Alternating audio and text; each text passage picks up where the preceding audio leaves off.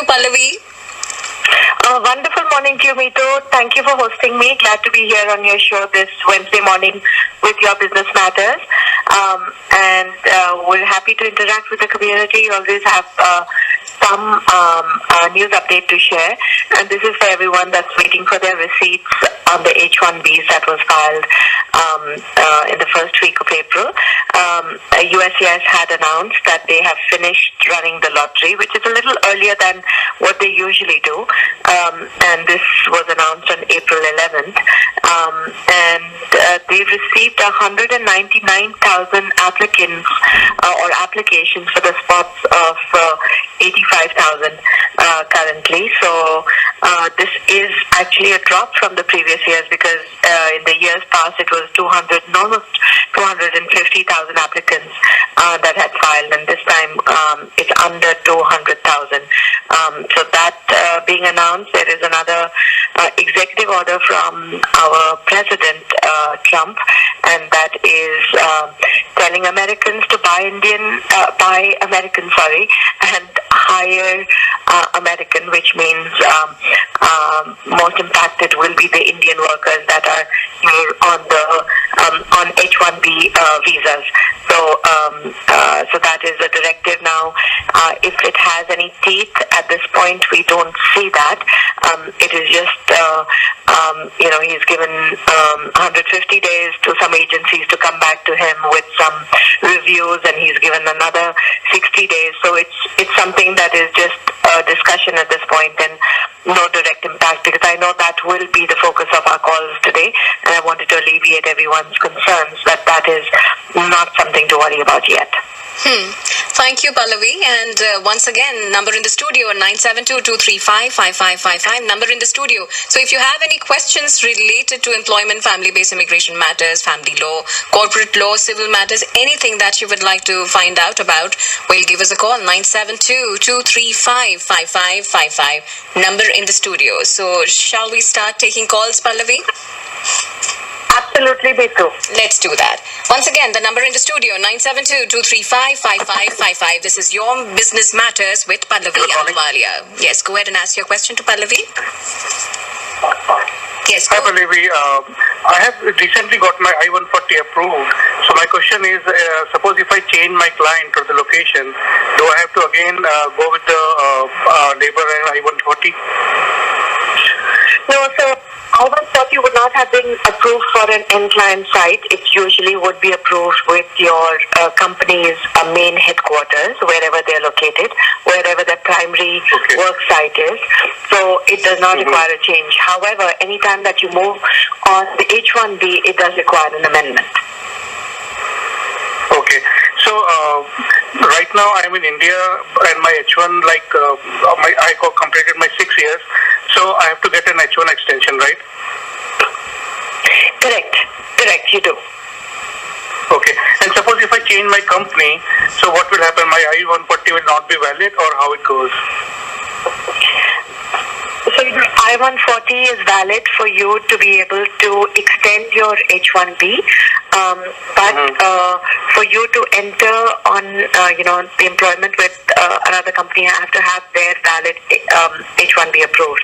Now, in terms of the validity of the I-140, when you needed to use it for filing your adjustment of status, you have to remember that you will need the I-140 with the employer that you're working for.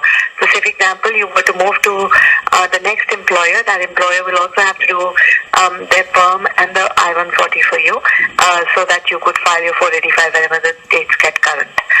But this priority date now will belong to you, plus the fact that this I-140 is approved, and it remains approved for 180 days. It can be used for all your extensions.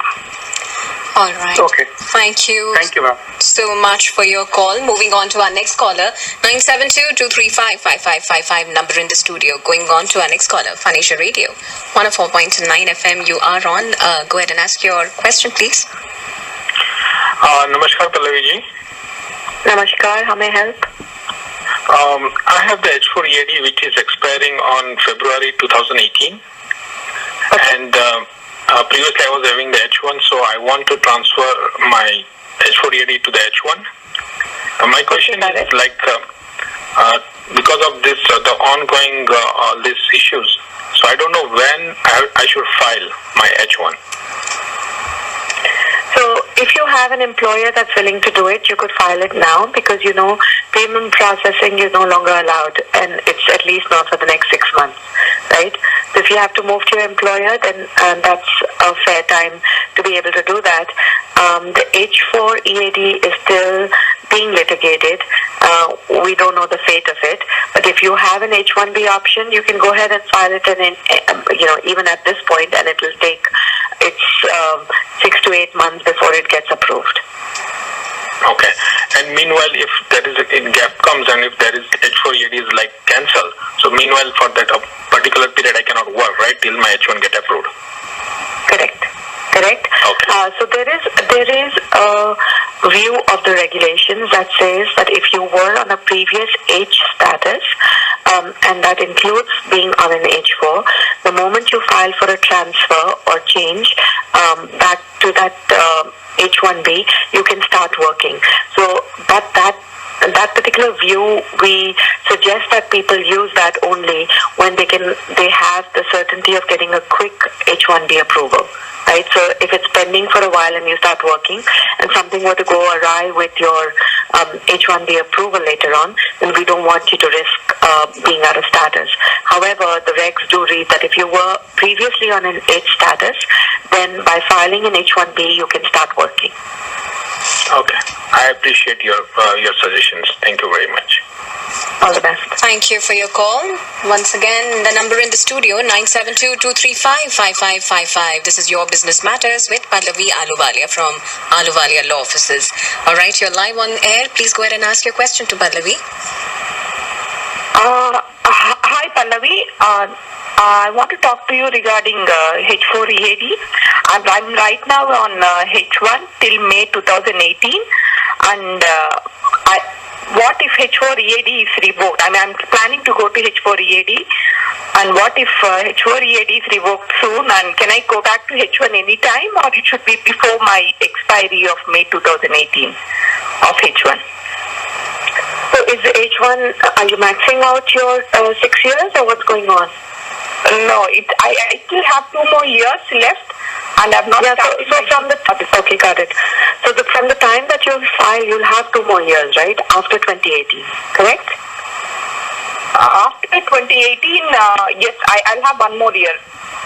You'll have, so you can file it up until any time that expires, right? Before that term expires, you can go on. So at any point, if the H4 EAD is called out and it's no longer allowed, then you can move to an H1B.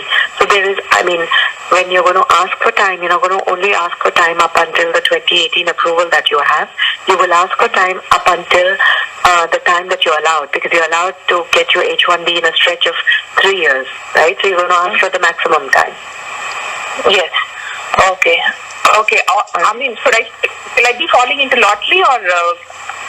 No, nobody can fall in the lottery without having stayed abroad for 1 complete year.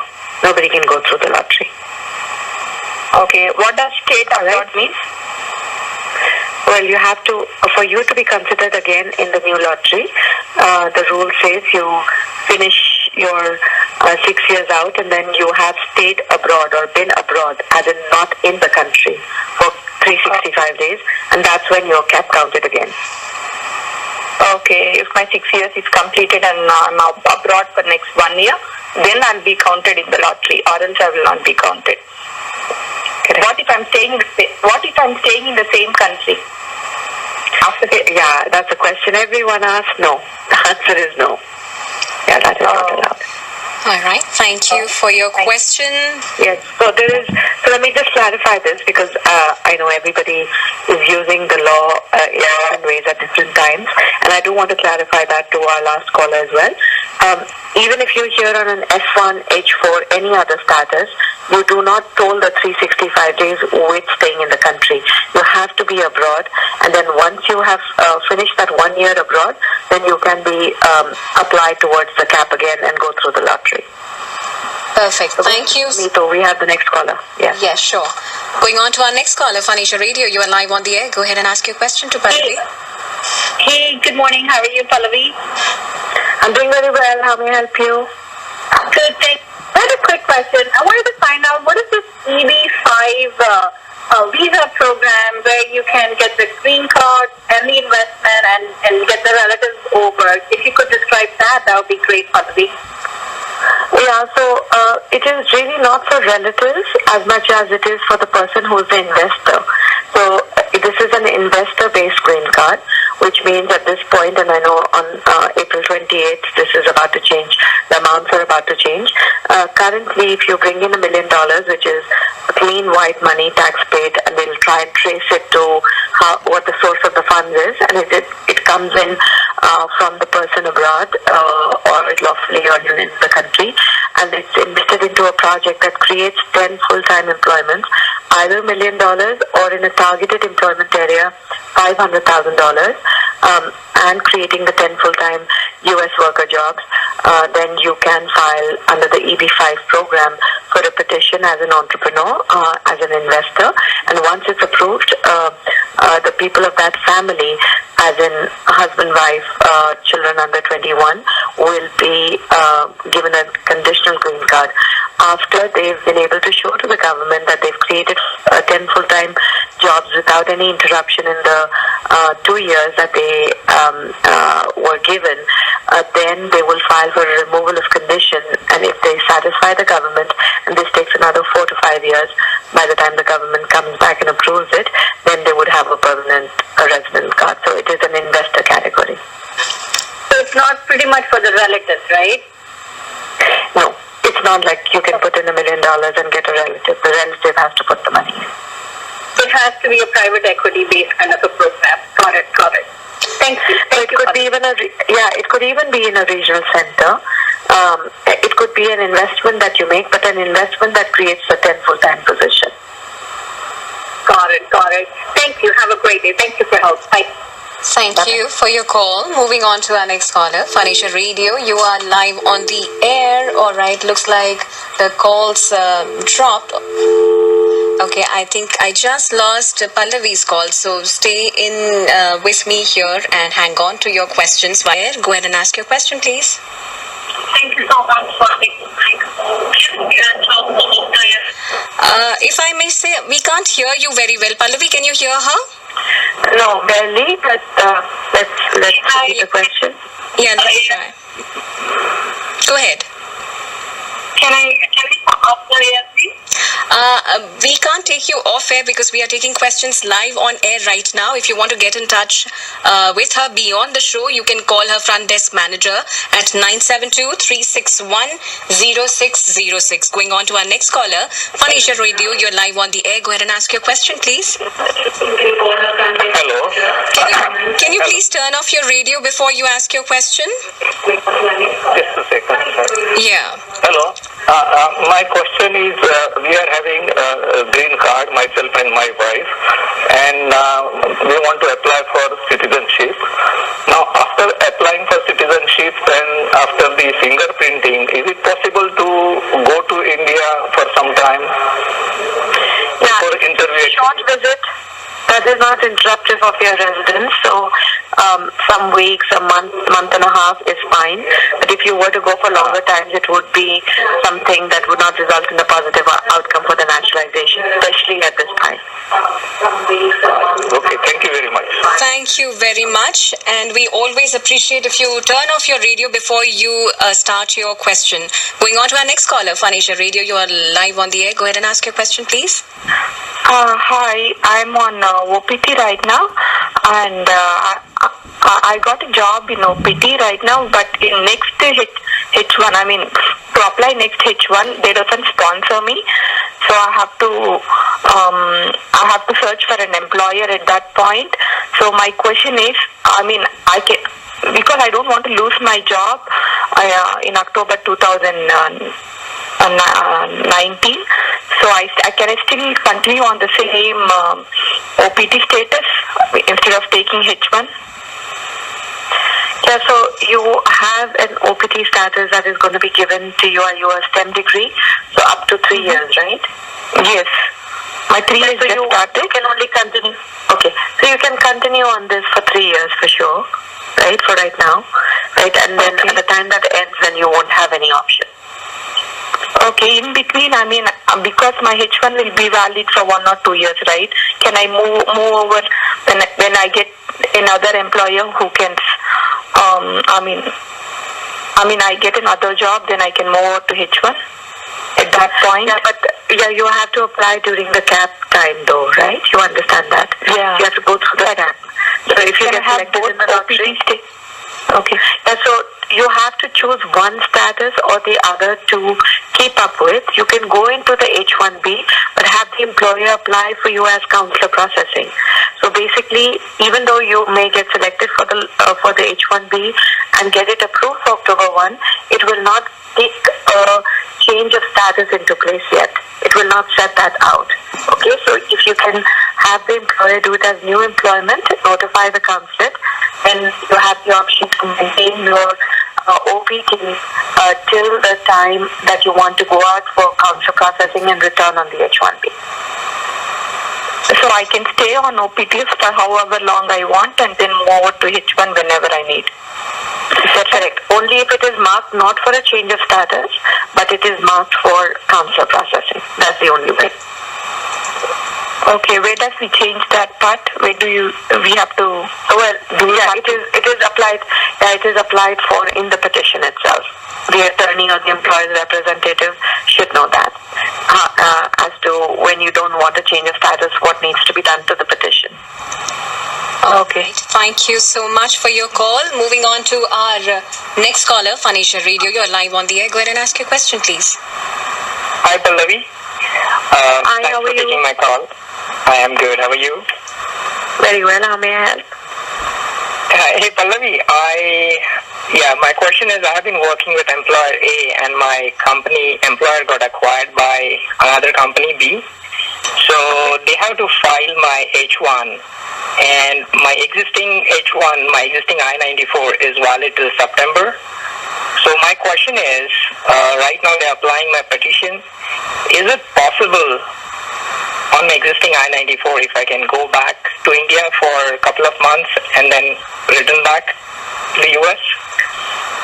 Yes, you can do that for the H1B status. So basically, you do have visa stamping up until September. Yeah. Okay, so that enables you to travel. So if they apply for, so they're going to be applying for an extension for you, the H1B extension, and the new employer is going to be doing that as a successor in interest. That's what it's called for your current employer. If they have bought out the current employer, then that application will be called a successor in interest application. And if that's filed and it's still pending, and you go out, yes, you will come under the old I-94, and then upon the approval of your extension, you would resume that employment. Okay. So there is no issue as such for me to go to India and come back. It should not be an issue. Okay. And do you know how much time is it taking for the petition to be applied for the Vermont for the H1B? My petition was filed in. Right now they're processing 6 to 8 months, and they have some applications that they're sitting with that have been over a year old. Okay. All right. Okay, and Thank you so much for your call. Let's move on to probably our last caller. We just have, I think, 1.5 minutes left on the clock. But I would like to finish his question, please. Okay. The answer for his family is that in terms of the family has to come in and apply for an extension. So do not file for the family right now because they will not get it. Their travel outside the country will reset their time. So the rules are different for family or dependents here. All right, that answered his question entirely, I'm sure. Going on to probably our last caller, Phanisha Radio, you're live on the air. Go ahead and ask your question very quickly. Hi, I'm a green card holder. I just wanted to find out, if I'm traveling to Dubai, do I need a visa from Online, or do I have to go there and get a visa on the arrival? I may just have a practical answer for you, but it will not be a legal answer. I would have you look at the requirements. So if you're an Indian citizen, the requirements should be on the reciprocity between Dubai and India, and for that you should check up the Dubai visa options. I know that visa on arrivals is available, but it has some requirements that have to be met before. So I would have you first check that, because the US law does not apply there. Excellent. We are right on time, and thank you so much, Pallavi, for coming on our airwaves once again every Wednesday that you do. Very thankful on the behalf of the community here. Thank you, Bitu, for hosting me, and I'll look forward to being back next Wednesday again. Excellent. Have a wonderful day. Bye-bye.